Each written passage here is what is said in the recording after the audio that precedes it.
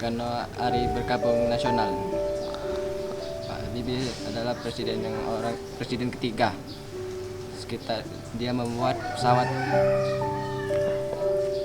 Sedih rasanya karena kehilangan salah satu tokoh nasional yang sangat berharga di negara Indonesia.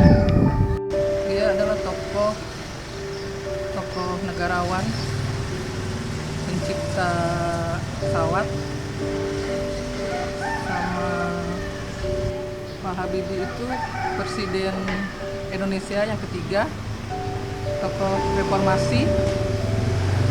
Sama dia pencipta pesawat, otaknya jenius, pinter. Dan satu lagi, saya suka filmnya Ainun Habibie. Itu menginspirasi saya untuk lebih mencintai suami.